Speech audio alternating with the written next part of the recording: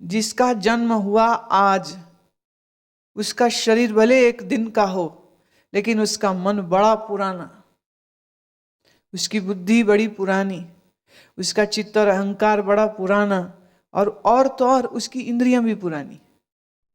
सिर्फ शरीर का खांचा नया मिल गया और उसमें आके फिट कर दिया। श्रोत्र, चक्षु, घ्राण, जीवा, त्वचा, अब इंद्रियों की अंदर से सब तारों की फिटिंग हो गई। अब मन इंजन है, बुद्धि मीटर है। अब ये मनुष्य का शरीर रूपी कार नहीं तैयार हो गई, और फिर से आंखों, कान, इन इंद्रियों के द्वारा फिर से संसार को भोगने लग जाता है। पिछला जन्म, पिछला शरीर से मतलब कोई नहीं। देखो, जीव ऐसा निर्मोही है। जिस शरीर, जिस परिवार, जिस संसार को मैं करते थकता नहीं था, एक दफे मृत्यु हो गई, एक दफे उस शरीर को त्याग दिया, तो यह जीवात्मा पलट के भी नहीं देखता फिर। और महामूर्ख होते हैं घर वाले जो अपनी आसक्ति के कारण रोते हैं, हाय हमें छोड़ गया, हाय हमें छोड़ गया। अरे छोड़ने वाला अगर वापस लौट सकता तो वो कहता, तुम्हें कौन, तू कौन है? मैं तो अपना खेल खेल रहा था, यहां खेला, अब कहीं और खेलूंगा।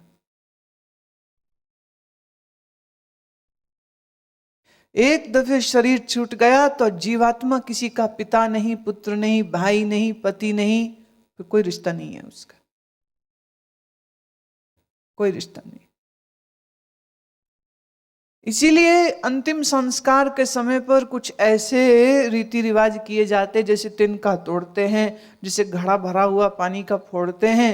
घड़ा पानी का भरा हुआ फोड़ने का मतलब तेरा मेरा लेन देन खत्म। तिनका तोड़ते हैं मतलब तेरा मेरा रिश्ता खत्म।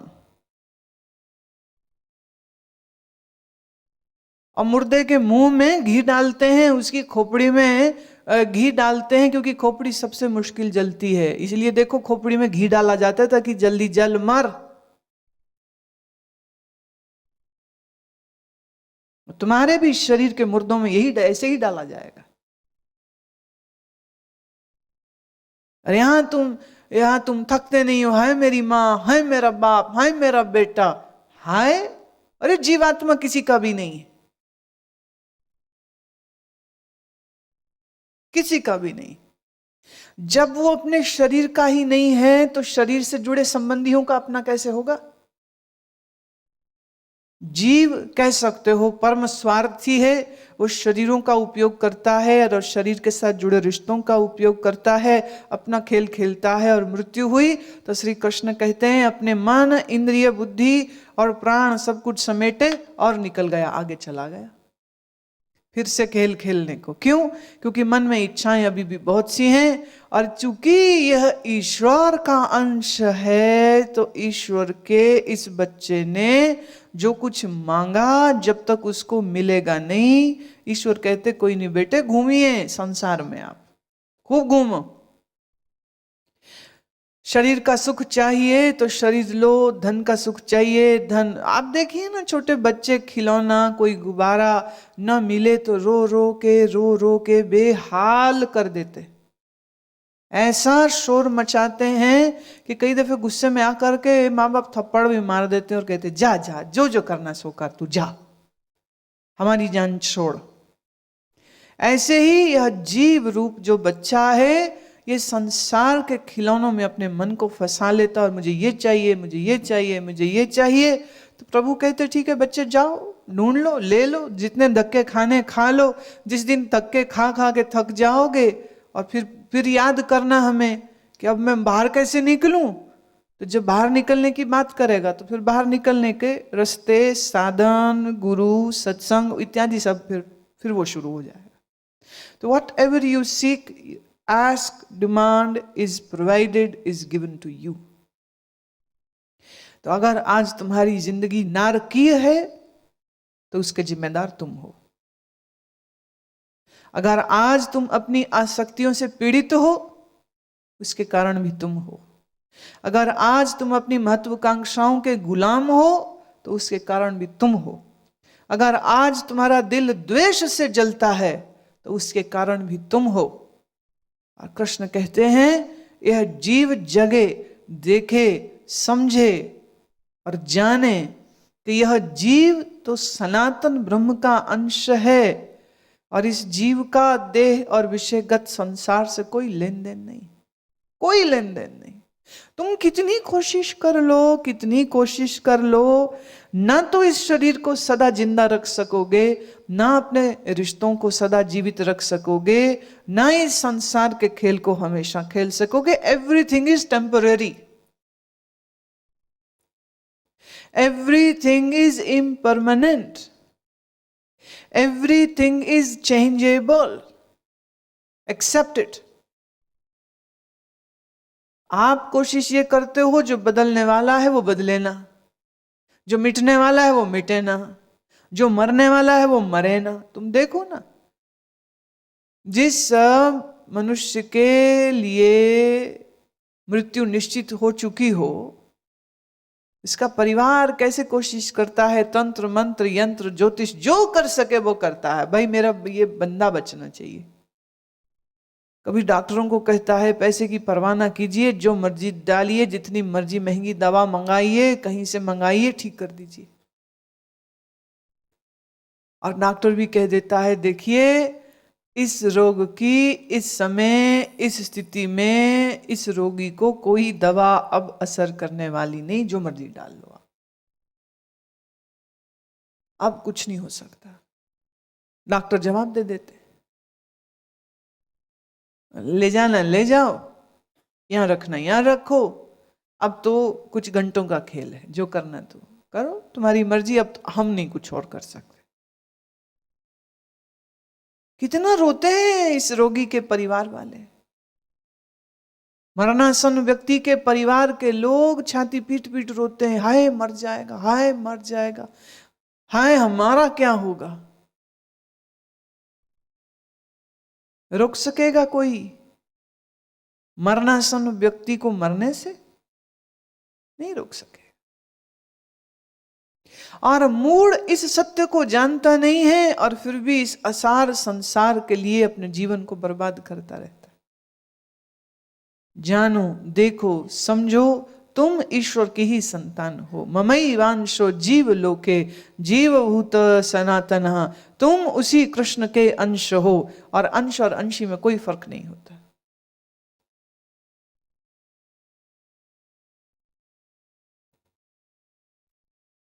उत्क्रामंतम स्थितम वापि भुंजानम वा गुणानिवतम विमूढ़ानानुपश्यन्ति पश्यन्ति ज्ञान चक्षुषः।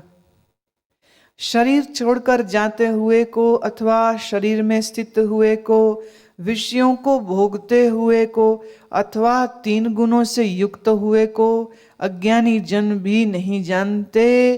केवल ज्ञान रूप नेत्रों वाले ज्ञानी जन ही इस तत्व को जानते। जिस शरीर से भोग रहा है, जिस मन से संसार के रस को पा रहा है, उसी मन के बारे में ये नहीं जानता है कि ये इस मन के साथ आश्रय बनाकर वो अपने आप को दलदल में डाल रहा है।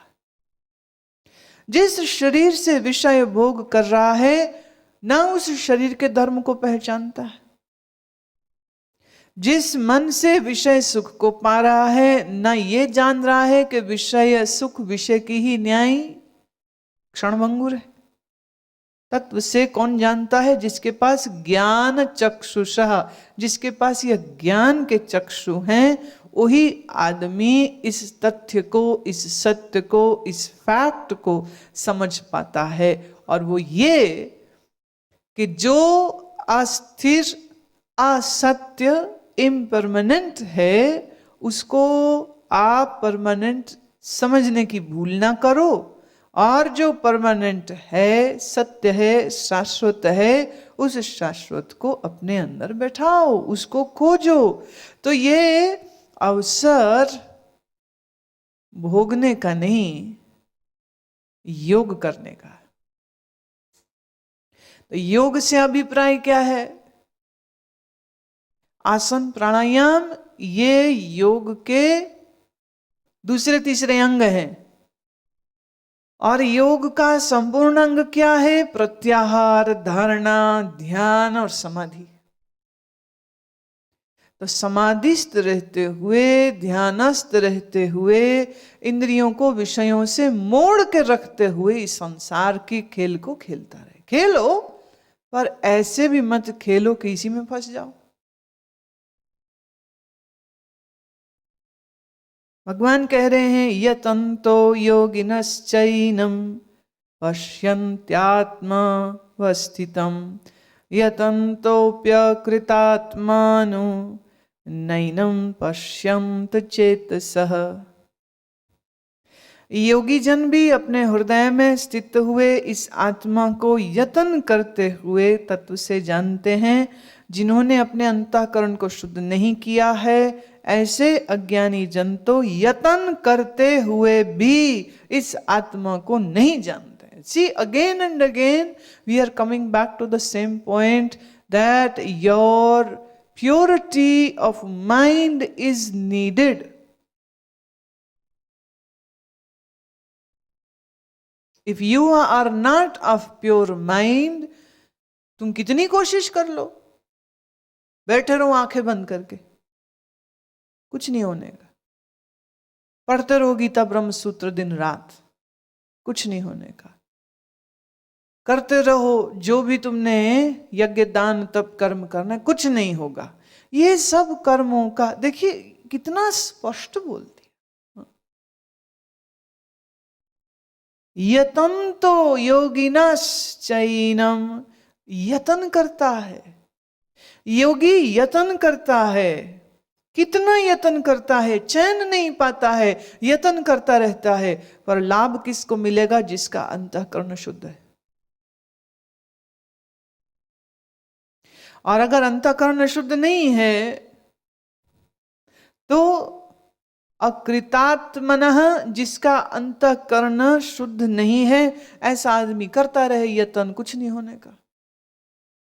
So the purity of the mind is the most important ingredient if you wish to cook up this dish called enlightenment.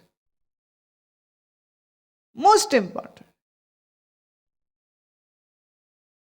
जैसे चावल दूध ना हो तो तू खीर कैसे बनाओगे? अच्छा, दूध हो चावल ना हो कोई बात नहीं, लौकी से बना लोगे खीर। और तो और पपीते से बन जाती है खीर, और तो और सूजी सेमुलिना से बन जाती है खीर, और तो और बेसन से बन जाती है खीर जिसे शीरा कहते हो। तो दूध तो है ना कम से कम। अब मान लो दूध भी नहीं है, खीर काहे से बनेगी? ऐसे ही अगर अंतःकरण शुद्ध नहीं है, अंतःकरण शुद्ध नहीं का अर्थ क्या पिछले श्लोकों में आया है 14वें अध्याय में, जिसके अंदर दंभ है, मान है, अहंकार है, शौच नहीं है, दिल में क्षमा नहीं है, दया नहीं है, ऐसा व्यक्ति अशुद्ध अंतःकरण वाला होता है।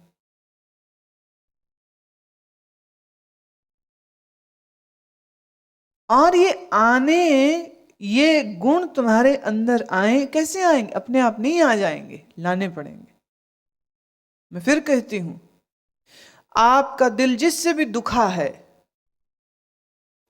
उस व्यक्ति के पास तुम जाओ, भले उसने दुखाया तुम्हें, लेकिन तुम जाओ और तुम जाकर के उससे क्षमा मांगो। इसका लाभ तुमको है। जो अपने शत्रुओं को क्षमादान दे और जिससे का उसने अपराध किया हो उनसे खुद क्षमा मांग ले, तो इसमें लाभ किसको है? स्वयं को है। और यहां मैं देखती हूं कि चेले गुरु के लिए ही अपराध कर लेते हैं, और गुरु दिखाए जब उसको उसकी गलती तो भी अकड़ के खड़ा रहता है, या उसको जस्टिफाई कर लेता है, या उसका दोषारोपण दूसरों पर डाल लेता है, लेकिन उससे क्षमा नहीं मांगी जाती।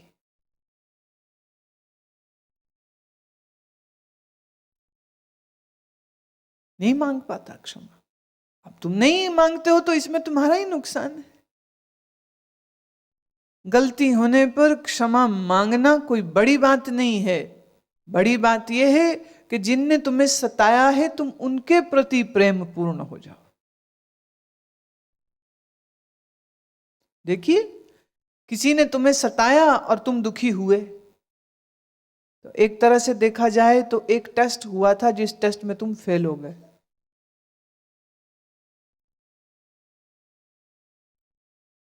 तुम इतने कमजोर हो कि किसी का एक शब्द तुम्हें व्यथित कर सकता है, तो तुम्हारी कमजोरी ही तो साबित हो रही है। और इसीलिए आदमी को तकलीफ होती है, क्योंकि आपका अहंकार घायल होता है अंदर। कहीं ना कहीं तुम जानते हो तुम्हें इस तरह से रिएक्ट नहीं करना चाहिए था, पर तुम करते हो और फिर दोष उस पर लगाते हो, इसने बदतमीजी मेरे साथ की इसलिए मुझे गुस्सा आया। ये भी एक टेस्ट है, सामने वाला बदतमीजी करे और तुम्हें गुस्सा ना आए। भोजन खाते हुए अपनी ही जीभ कट जाती है दांतों से, तो क्या अपने दांत तोड़ते हो? बल्कि तुम कहोगे नहीं, मेरे से वो गलती से जीभ कट गई। कभी कभी बैठे बैठे अपनी ही उंगली आंख में लग जाती, क्या करोगे? उंगली तोड़ोगे अपनी? जब तुम अपनी उंगली को क्षमा कर सकते हो, जब तुम अपने दांतों को क्षमा कर सकते हो, तो तुम दूसरे मनुष्यों को क्षमा क्यों नहीं कर सकते? लेकिन आप लोगों ने अपने मन में इतनी गांठें बनाई हुई हैं, मैं इसके साथ बात नहीं करूंगा, मैं उसके साथ बैठूंगा नहीं, मैं इसको नमस्ते नहीं बोलूंगा, मैं ये नहीं करूंगा। अरे मैं का राग अलापते हो। जो मैं का राग अलापता है, ना वो खोजी है, ना वो साधक है, ना वो ज्ञानी है, ना वो योगी है, ना वो भक्त है। मैं मारो।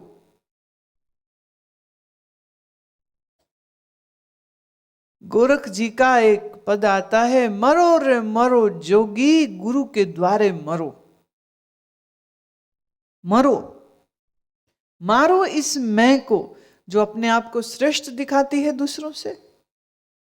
मारो इस मैं को जो दूसरों के लिए मन में ईर्ष्या लाती है, मन में क्रोध रखती है। मारो इस मैं को।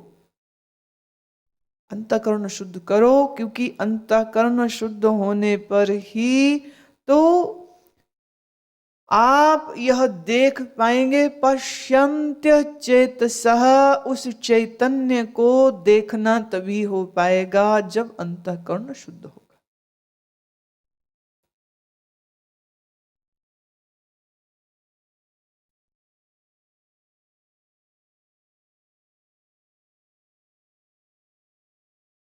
यदादित्यगतं तेजो जगत भास्यतेऽखिलम्, यच चंद्रमसि यच चाग्नो तेजो विद्धि मामकम्। जो तेज सूर्य में स्थित हुआ संपूर्ण जगत को प्रकाशित करता है, तथा जो चंद्रमा में स्थित है और जो तेज अग्नि में स्थित है, उसको तू मेरा ही तेज जान। वो मैं ही हूं। अब यहां फिर से एक बार श्री कृष्ण ब्रह्म की व्यापकता को दिखा रहे हैं। फिर से कृष्ण अपने निर्गुण स्वरूप का वर्णन करके कह रहे हैं, ये सूरज में तेज मेरा ही है, ये चंद्रमा में ये मीठी मीठी रोशनी जो आती है ये भी मेरी ही है, और अग्नि में जो तेज है, जो जलाने की क्षमता है, यह भी मेरी ही है। गाम विषय सबूतानि धार्याम्यहम् ओजसा, पुष्णामि चौषधिः सर्वः सोम भूत्वा रसात्मकः। और मैं ही पृथ्वी में प्रवेश करके अपनी शक्ति से सब भूतों को धारण करता हूं, और रस स्वरूप अर्थात अमृतमयी चंद्रमा होकर संपूर्ण औषधियों को, वनस्पतियों को पुष्ट भी मैं ही करता। सूर्य से रोशनी चंद्रमा को, चंद्रमा से रोशनी रस मिला वनस्पतियों को, और वनस्पतियों को भोगा मनुष्यों ने, तो हम सब जुड़े ही तो हुए। कौन किससे अलग है? सूर्य अगर ठंडा हो जाए तो 8 मिनट में पूरी पृथ्वी भी ठंडी हो जाएगी। मात्र 8 मिनट में। 8 मिनट भी इसलिए लगेंगे क्योंकि सूर्य और इस पृथ्वी के मध्य में जो ग्रेविटी है that is in layers, that is stretchy, it is like a dip. जैसे तुम झील में एक सिक्का, एक पत्थर फेंको तो उसकी जो लहर बनती है वो लहर बड़ी बड़ी बड़ी बड़ी होती होती होती फिर फाइनली उस किनारे तक चली जाती। पत्थर तुमने यहां फेंका और जो वेव्स उठती हैं, जो वेव्स बनी वो धीरे धीरे पूरे सरोवर की सतह को हिला देती। इसी तरह से इधर सूर्य बुझ जाए अगर तो 8 मिनट लगेंगे बस। 8 मिनट में ये पूरी पृथ्वी समाप्त, नष्ट। 8 मिनट्स। और जो मैं 8 मिनट कह रही हूं, इस 8 मिनट में तीसरे चौथे मिनट तक आते तो सब श्वास लेने वाले जीव तो पहले ही समाप्त हो जाएंगे। ये जो बाकी 4 मिनट हैं, इन बाकी 4 मिनटों में समझ लीजिए कि इस धरती को भी और अधिक और विघटित होने में जो वक्त लगेगा, समझो वो वही है। चंद्रमा में तेज मेरा, मेरी ही रोशनी रस से ये वनस्पतियों में पुष्टि आई। अहम वैश्वनरो भूत्वा प्राणिनाम देहमाश्रितः प्राणापान समयुक्तः पचाम्यानम चतुर्विधम। देखिए ये जो 15वां अध्याय है, इसका पाठ अक्सर सन्यासी लोग भोजन करने से पहले करते, सास्वर। ये पूरे के पूरे श्लोकों को एक ही बार में सब लोग एक साथ इसका पाठ करते हैं और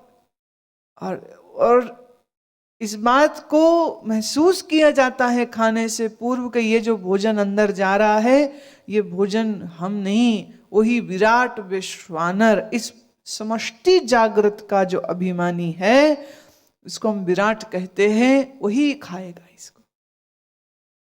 अहम वैश्वानरो भूत्वा, अर्थात वैश्वानर कौन है? वैश्वानर का अर्थ है विराट ईश्वर।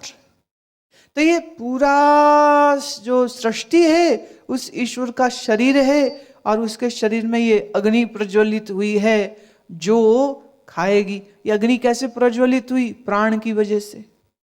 तो प्राणायापान समो कृत्वा, प्राणों ने भूख लगाई है और तृप्ति भी प्राणों की ही होगी। पचाम्यानम चतुर्विधम, और जितने 4 प्रकार के अन्न तुम खाते हो, अन्न 4 प्रकार के हैं,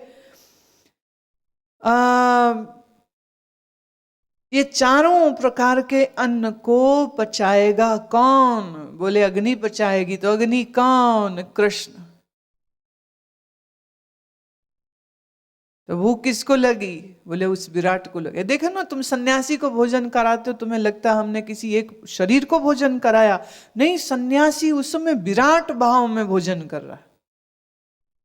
जो भोजन उसके मुंह में जा रहा है असल में उसके मुंह में नहीं जा रहा है, वो वैश्वानर होकर के उस भोजन को कर रहा है। विराट, जिसने अपने जीवत्व भाव का नाश किया, ईश्वरीय भाव में, ईश्वर के भाव में भोजन को कर रहा है। प्राणापान समः युक्तः, प्राण और अपान से युक्त है शरीर भी। और प्राण और अपान, अपान क्या है? अपान वायु नाभि से नीचे रहती है और एलिमिनेशन का सारा सिस्टम इसी अपान वायु से होता है। तो जो खाएगा वो बाहर भी तो आएगा। तो जो खाया जा रहा है वो प्राण की वजह से, जो बाहर निकलेगा वो अपान की वजह से। और चारों प्रकार के अन्न को पचाएगा कौन? बोले मैं ही पचाता हूं। सर्वस्य चाहम हृदि संनिष्टो मत्तः स्मृतिर्ज्ञानपमोहनं च वैदैश्च सर्वैरहमेव वेद्यो वेदांत कृत देव दिविदेव चाहम। वेदवित है जो, वेदांत कृत वेदवित है जो, वो यह जानता है कि सब प्राणियों के हृदय में अंतर्यामी वही है, और मेरे से ही स्मृति ज्ञान और अपमोहन। एक तो हुआ मोहित होना, एक तो है मोहित होना। मोहित कौन हुआ था? जीव। जीव कौन है? ईश्वर का अंश। तो जब मोहित हुआ तो भी मैं ही था, और जब मोह से बाहर निकला विमोहन, अपमोहन।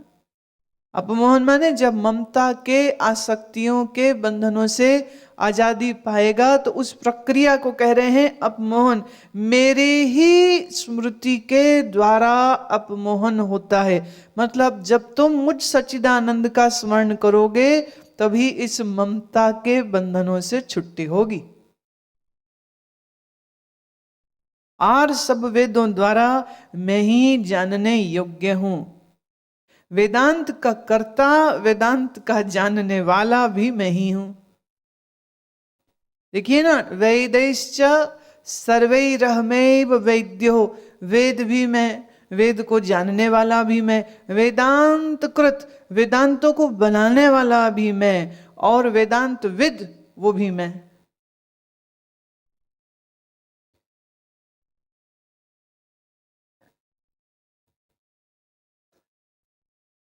वाह, ये अद्भुत है।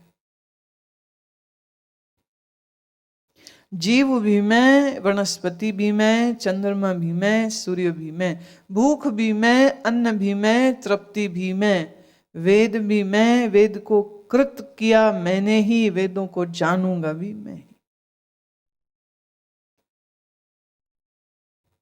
द्वाविमो पुरुषो लोके क्षराक्षर एव च, क्षरा सर्वाणि भूतानि कूटस्थो अक्षर उच्यते। इस संसार में नाशवान और अविनाशी भी ये दो प्रकार के पुरुष हैं।